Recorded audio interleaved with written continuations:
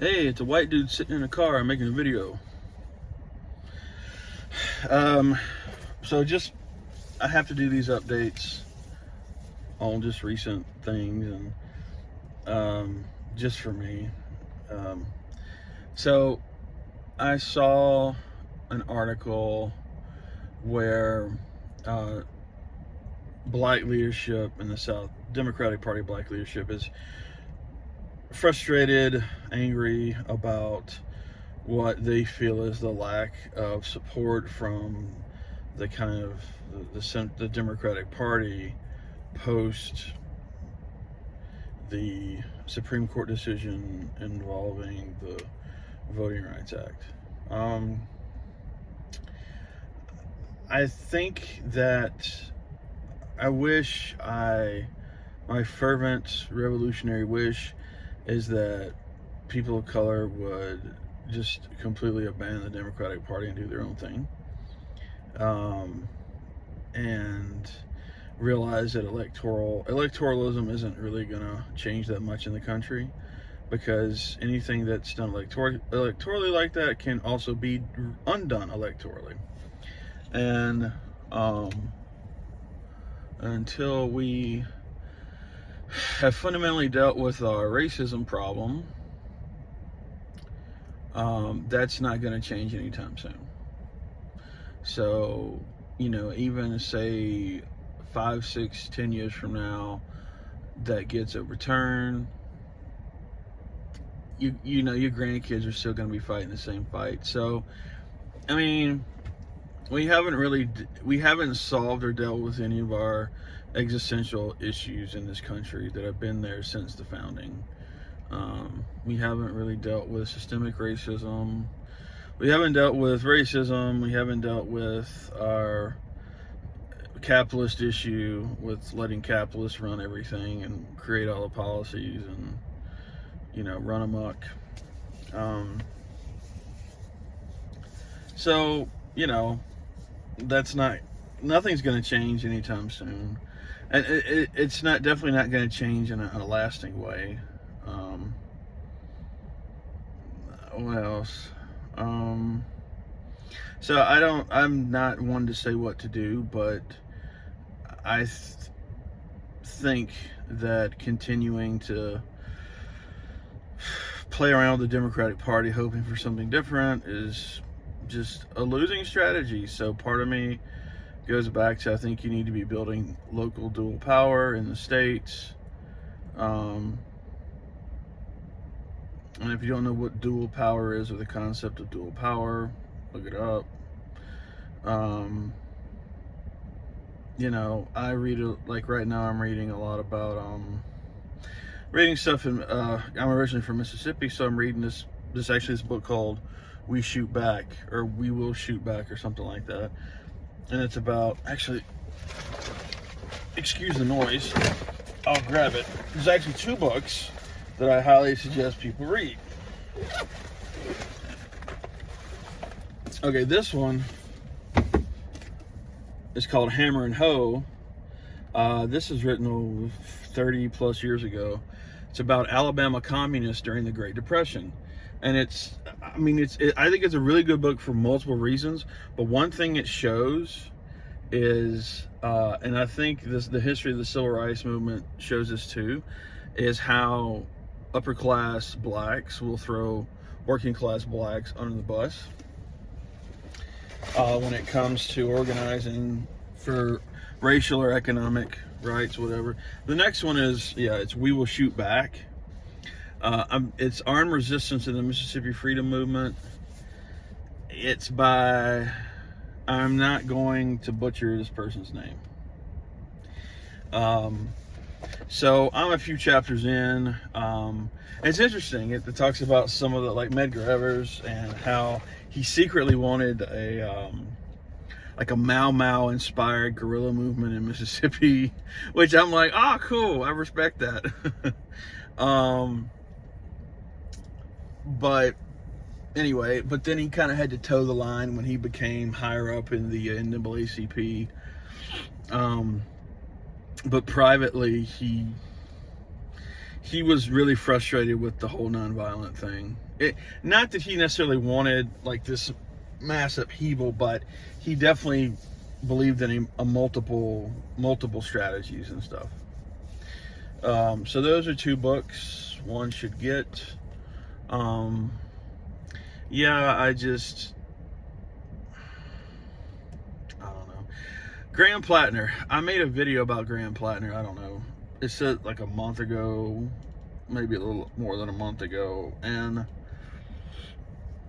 my issue with Graham Plattner is I did not feel like he had kind of done the work he needed to do to really be in a position to be helpful as a vet white guy.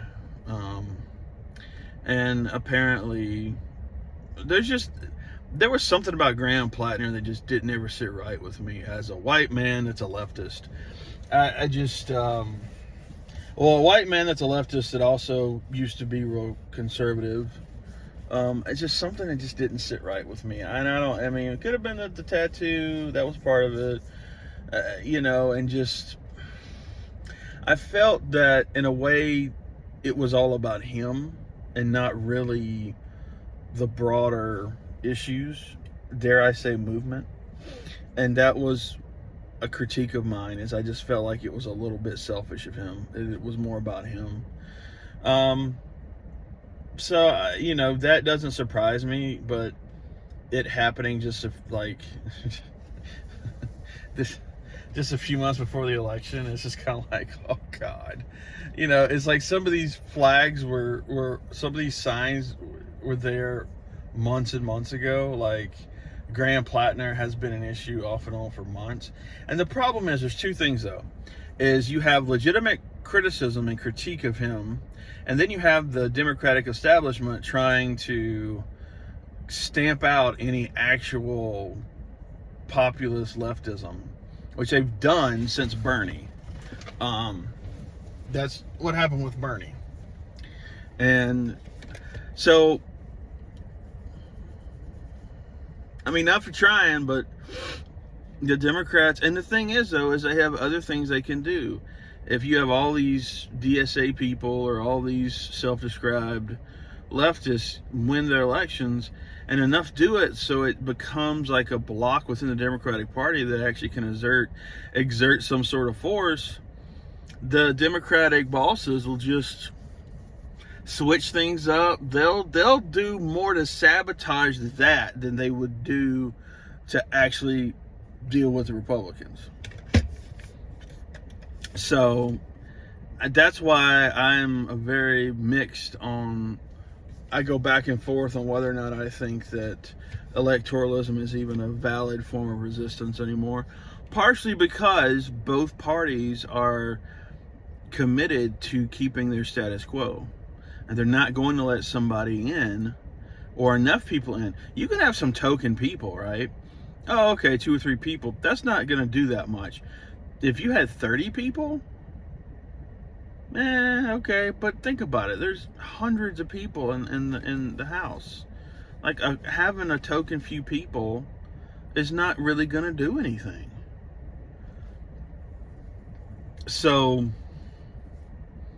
that's not really power. If you had 100 to 200, now that's different. But again, the party bosses are not going to give support to these people. Years ago, I live in Dane County, Wisconsin. Years ago, I actually went to a training that was like a getting ready to run training. And basically, if you don't run as a Democrat from this organization, even though this organization was not explicitly Democratic, you don't get the goodies. So unless you run Democrat, you don't get access to voter registration and stuff. Like, you have to do all that on your own. While that kind of makes sense, this organization is like a nonprofit, but they're not going to help anyone that's not Democrat. So if you run independent, even if your politics match up or are further left, right, you don't get the goodies. And I'm like, so there's a gatekeeping in the electoral process that kind of automatically assures in some way that if you don't play ball, you don't even get a chance. So that's how our democracy is performative in a lot of ways and not substantive. And that's the problem is, yeah, democracy, oh, whoa, we got all these things, but at the end of the day, it's all controlled. If you play video games, we kind of have a managed democracy. If you play Helldivers too, you know, it's a managed democracy. It's not it's just not a real. I don't even think it's not even a real participatory democracy, because it's damn near impossible to participate. I mean, it's everything is just the levers of power and how they can manipulate rules and this and that and the other. It's just damn near impossible. So I'm going to bring this rant to a close, but you know, I just don't know that I don't know that electoralism is a winning strategy in this country. I think it's all doomed to failure. Even if you make a couple of concessions this way, and even then, you know, we need changes immediately now, yesterday, 2 years ago. They'll pass legislation that, 5 years from now it'll take effect. And it's like, we can't wait 5 years. You know, people need stuff. The environment is cooking us to death. And we're still we've got even dumber people running the ship. And people just keep voting for them. So this is idiocracy. We're living in idiocracy right now. But there's aspects of it that have been for decades though, like climate and stuff. My God, Al Gore's been beating his stick about that for 30 years.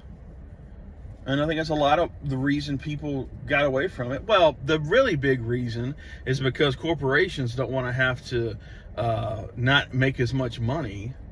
So it just goes back to greed and avarice and allowing it to happen. That's the thing. It doesn't have to happen. There is another alternative, but we allow it to happen in the name of freedom or some shit. And it's like, I have the freedom to come and piss in your nest. It's like, that's not freedom. That's assault. And when you do things like that affect the entire world, not just your little locality, you don't have the right for that. I'm sorry. Your rights end where the right to life, you know, it's like the right to exist. So anyway, I don't know. It's just frustrating. And I just don't know what the way out is.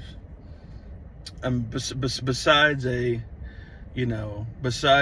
big millions and millions of people, I mean millions of people, tens of millions of people marching in the capitals and going to DC and stuff and basically saying, get out.